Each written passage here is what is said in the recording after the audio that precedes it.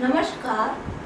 माँ सरस्वती को प्रणाम करके आज के टॉपिक की शुरुआत करते हैं। आज के टॉपिक का नाम है मूल्यांकन के प्रकार। Evaluation, type of evaluation. मूल्यांकन के प्रकार।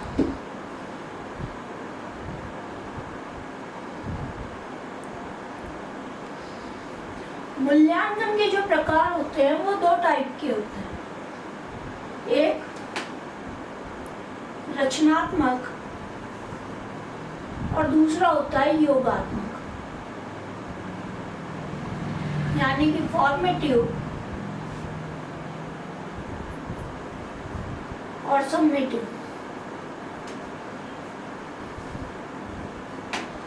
रचनात्मक मूल्यांकन क्या काम करता है? रचनात्मक मूल्यांकन काम करता है शिक्षण कार्य की जो प्रक्रियाएं होती हैं, शिक्षण कार्य के जो उद्देश्य होते हैं, शिक्षण कार्य में जो प्रभावशालीता लाना चाहता है एक टीचर, और शिक्षण कार्य में जो गुणवत्ताएं वो लाना चाहता है, मतलब क्वालिटीज जो लाना चाहता है, जो इफेक्टिवनेस लाना चाहता है, वो कहलाता है रचनात्मक मूल्यांकन। इन सारी बातों का योग किस में आता है? रचनात्मक मूल्यांकन में। रचनात्मक मूल्यांकन समझने से पहले हम लोग एक चीज समझते हैं कि लेवल ऑफ टीचिंग आप लोगों ने सुना होगा।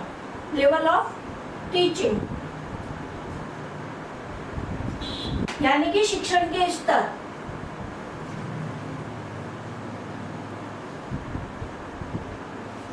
शिक्षण के जो स्तर होते हैं वो तीन होते हैं। प्रीएक्टिव,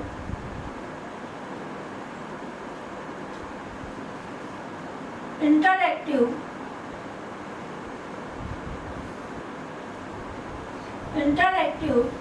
post active. Preactive, interactive, post active. Preactive क्या होता है? प्रीएक्टिव होता है कि शिक्षण के पूर्व का स्तर। शिक्षण के पूर्व का स्तर क्या होता है? शिक्षण के पूर्व का स्तर।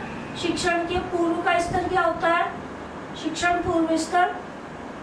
शिक्षण पूर्व स्तर में क्या होता है कि जब एक टीचर अपने उद्देश्यों को निर्धारित करता है कि आज मुझे इस उद्देश्य को लेके जाना है क्लास में और इतना कोर्स पूरा कराना है। जैसे यदि मान लो कि मैं आपकी टीचर हूँ और मुझे 45 मिनट का एक पीरियड मिला है, तो उस 45 मिनट के अंदर मुझे कितनी अपनी स्ट्रेटजीज लेके जानी है, कार्य योजना लेके जानी है कि उस 45 मिनट के पीरियड में मैंने जो टॉपिक लिया है उस टॉपिक को मैं आप लोगों को क्लियर कर सकूं, आपके डाउट क्लियर कर सकूं अपने, और उस टॉपिक को पूरा कर सकूं। इसलिए क्या जरूरी होता है?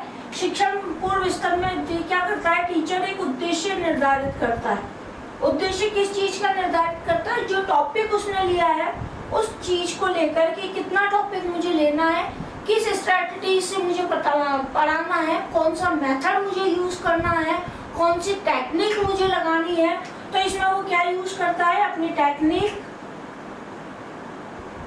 अपना मेथड, अपने स्ट्रेटजीज, ये सारी चीजें लेकर जब टीचर जाता है तो वो क्या कहलाता है? प्रीएक्टिव लेवल कहलाता है। रचनात्मक मूल्यांकन जानने से पहले जब आप लोग लेवल ऑफ टीचिंग को जानेंगे तभी आपको फॉर्मेटिव इवैल्यूएशन समझ में आएगा।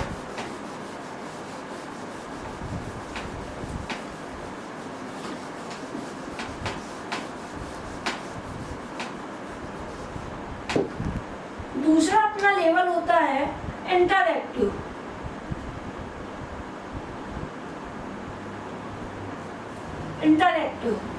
इंटरएक्टिव क्या होता है कि टीचर जो अंत्य क्रियाएं करता है, यानी कि जब मैंने कोई उद्देश्य निर्धारित कर लिया, मैंने कोई टॉपिक ले लिया, मेरे को ये निर्धारित कर लिया कि 45 मिनट में मुझे जो है अपना ये टॉपिक पूरा करना है और बच्चों को भी समझ में आ जाए, उसके बाद क्या होगा कि मैंने जो पढ़ाया वो आप लोगों को कितना समझ में आया। जब मैं क्वेश्चन पूछूंगी और आप लोग आंसर देंगे या जहां आपके डाउट है उन डाउट को आप क्लियर करेंगे, तभी तो टीचर उसका जवाब देगा कि हाँ ये डाउट मुझे है और मैं टीचर से डिस्कस कर लूँ। तो जब स्टूडेंट और टीचर के बीच में इंटरएक्टिव होती है, बातचीत होती है, तो वो क्या कहलाता है? इंटरएक्टिव, अंतःक्रिया शिक्षण। इसके बाद अपना तीसरा स्तर आता है पोस्ट एक्टिव। पोस्ट एक्टिव का मतलब होता है पश्चात शिक्षण स्तर, उत्तर भी बोल सकते हैं, उत्तर शिक्षण स्तर, राष्ट्रीय शिक्षण स्तर, कुछ भी बोल सकते हैं। पोस्ट एक्टिव, जिसमें मैंने आपको कुछ पढ़ा दिया, आपके डाउट क्लियर हो गए, उसके बाद मेरे को ये देखना है कि मैंने जो पढ़ाया वो आपके कितना समझ में आया, कितना आप लोग जो है उस चीज में अपनी कमांड कर पाए। तो उसको मैं किससे जांचूंगी? एक एग्जाम लेके कि आपका जो लेवल है वो कितना रहा। तो आपको ये तीनों स्तर अच्छे से समझ में आ गए होंगे, प्री एक्टिव, इंटर एक्टिव और पोस्ट एक्टिव।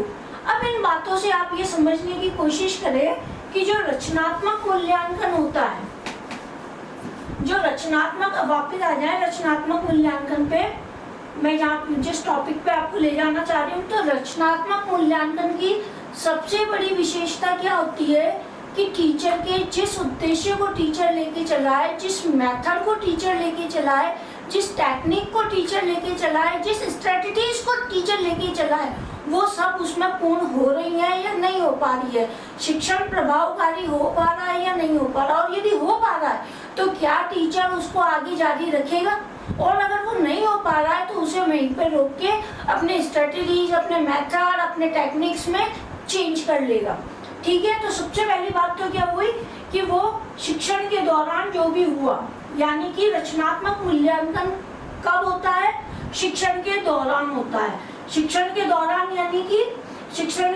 यानी कि कक्षा कक्ष में होता है, यानी कि कक्षा कक्ष के दौरान किया जाता है, जिसमें टीचर आपके जो डाउट है वो क्लियर करता है। अब डाउट कब क्लियर होंगे? जब टीचर को ये समझ में आने लग जाए कि एनीबडी स्टूडेंट्स को ये बात समझ में नहीं आ रही है। तो आप ये समझ चुके होंगे कि जब बात समझ में नहीं आती है तो टीचर क्या करता है? निदानात्मक मूल्यांकन करता है, निदानात्मक और सुधारात्मक मूल्यांकन करता है। तो हम ये कह सकते हैं कि जो हमारा रचनात्मक मूल्यांकन है वो निदानात्मक और सुधारात्मक प्रकृति का भी है। क्यों? क्योंकि टीचर जो है ये जानता है कि एनीबडी स्टूडेंट्स को ये बात समझ में नहीं आई या इस स्टूडेंट को ये बात मेरी समझ में नहीं आई, तो वो उस कारणों को जानने की कोशिश करता है कि फलाने स्टूडेंट को मेरी ये बात समझ में क्यों नहीं आई। तो वो उसके कारणों को जानने की कोशिश करता है। तो वो क्या हो गया?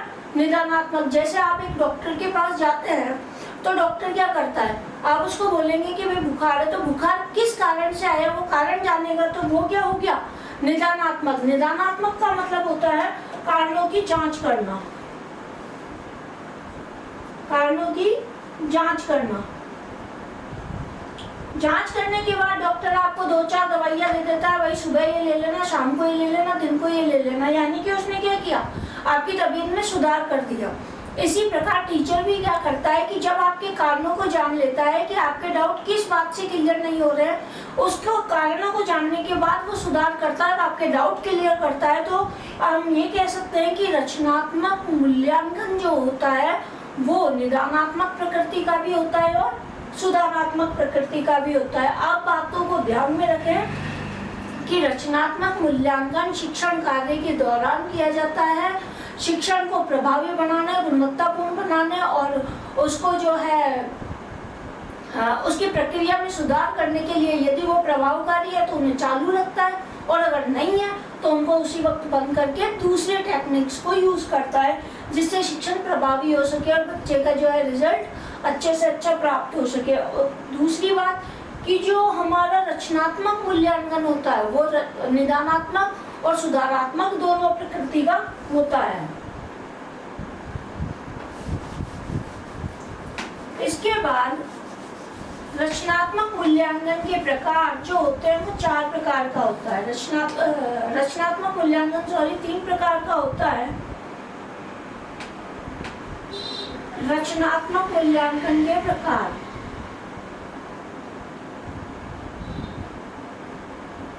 रचनात्मक मूल्यांकन 3 प्रकार का होता है। पहला होता है मौखिक, फिर होता है लिखित और तीसरा होता है प्रयोगात्मक। पहला होता है ओरल, फिर रिटन, फिर अप्लाइंग। ठीक है, ओरल, रिटन, अपलाइंग। ऑरल का मतलब होता है कि इसमें जो टीचर होता है वो ये देखता है कि बच्चा जो है प्रेजेंस ऑफ माइंड में कितना है, प्रेजेंस ऑफ माइंड में कितना है।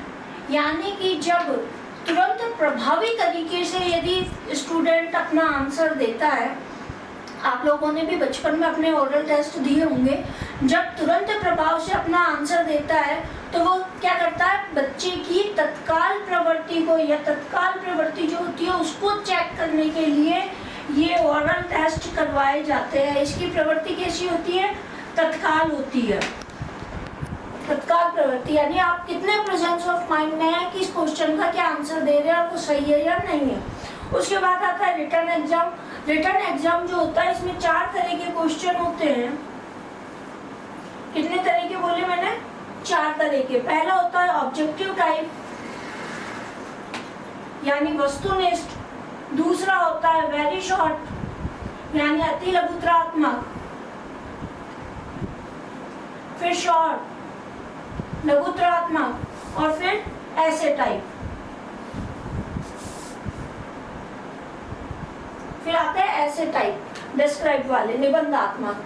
इन चारों क्वेश्चनों से टीचर क्या जांचना चाहता है, इन चारों क्वेश्चनों से जो आपके ऑब्जेक्टिव है, वेरी शॉर्ट है, शॉर्ट है, ऐसे टाइप है, इन चारों क्वेश्चनों से टीचर क्या जानना चाहता है, इन चारों क्वेश्चनों से टीचर ये चेक करना चाहता है कि जैसे इसमें आपने देखा कि तत्काल प्रक्रिया देखनी थी स्टूडेंट की, इसमें क्या देखता है कि स्टूडेंट की रचनात्मकता प्रवृत्ति कितनी है, रचनात्मक प्रवृत्ति कितनी है।